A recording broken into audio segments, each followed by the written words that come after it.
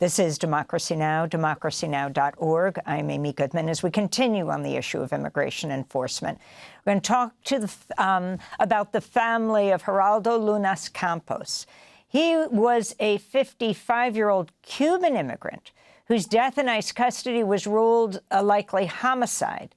The family is suing 4 guards and the companies that oversaw Camp East Montana, a sprawling immigration detention tent camp at the Fort Bliss military base in El Paso, Texas, at the time of Campos's death. The Washington Post reports his family seeking more than $1 million in damages from Acquisition Logistics, the company that oversaw Camp East Montana when Campos was killed, Akima, which employed the guards accused of killing Campos, and Nana Regional Corporation, Akima's parent company. Earlier this year, an autopsy report released by El Paso County Medical Examiner's Office concluded Campos died from asphyxia caused by neck and torso compression, ruling his death a homicide. Before his death, Campos had complained of not getting the right dosage of medication to treat his bipolar disorder and anxiety. He'd also expressed having suicidal thoughts, but instead of receiving proper care, Campos was placed in solitary confinement where guards shackled and handcuffed him, repeatedly putting pressure on his neck and chest until his body went limp. For more, we go to Philadelphia, where we're joined by Perla Trevizo, reporter with the ProPublica Texas Tribune Investigative Unit. Her recent piece headlined, "He Didn't Need to Die: How an Immigration Detention Center Repeatedly Failed to Address a Mental Health Crisis." Perla, thank you so much for joining us. Tell us what you know.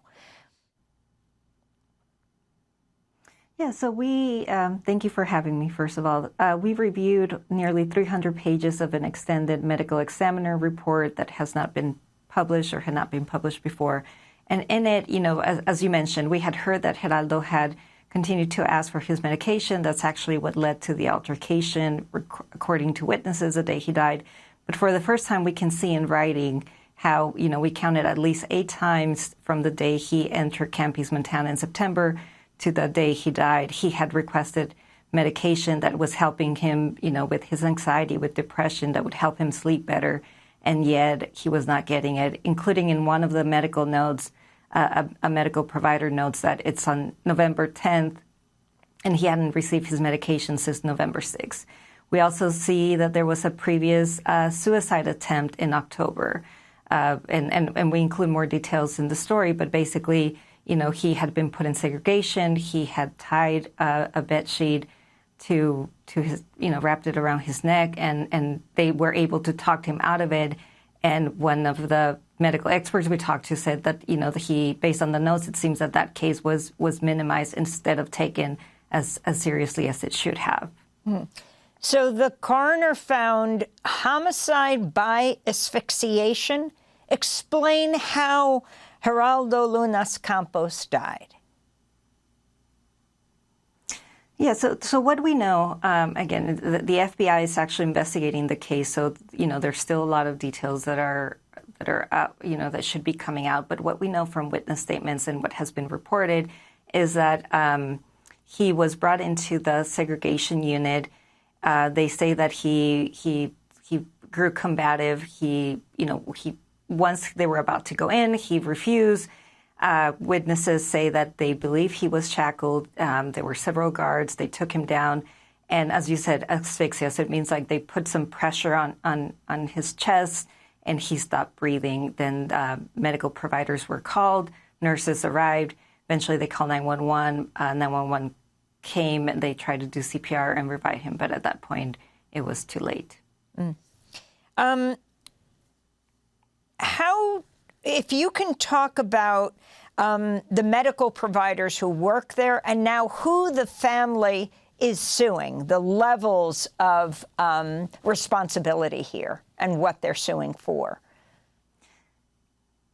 So they're suing the guards that you mentioned and the companies. I think, you know, it's been very hard to get information from people who work at the facility. And you have the main contractor that you mentioned, Acquisition, who has been since replaced, and then contractors under them that, you know, take care of cleaning, food, medical.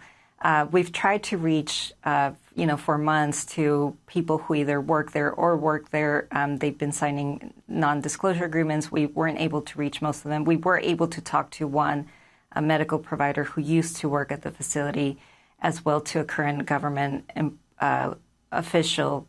And I think, one of the biggest takeaways for us is that from the very beginning, you could see that there were concerns about mental health and suicides. Very early on, you start getting calls to 911 talking about people who try to commit suicide. And this, the workers, they're not, the medical providers are not part of the lawsuit, but, what our understanding is that they were complaining about, based on these calls, that sometimes they didn't have oxygen, they didn't have AKG paper, that they were having minimum resources.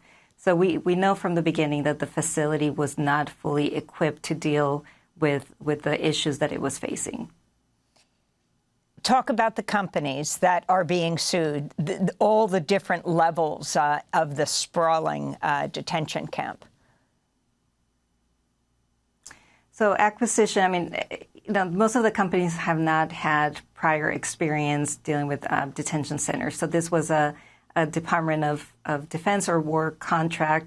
Asphyxiation was the one that was hired. It was a small company out of Virginia. I believe veteran owned, had gotten the main contract. Akima is a company that mostly is known for guard services. So they were providing the guard services for Camp East Montana as well as other detention centers. Loyal Source is not part of the lawsuit, but Loyal Source is a company that was providing the medical care.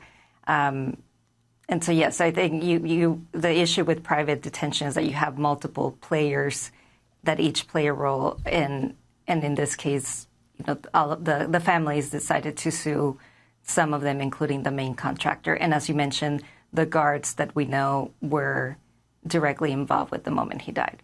Thanks for watching Democracy Now! On YouTube. Subscribe to the channel and turn on notifications to make sure you never miss a video. And for more of our audience-supported journalism, go to democracynow.org, where you can download our news app, sign up for our newsletter, subscribe to the daily podcast, and so much more.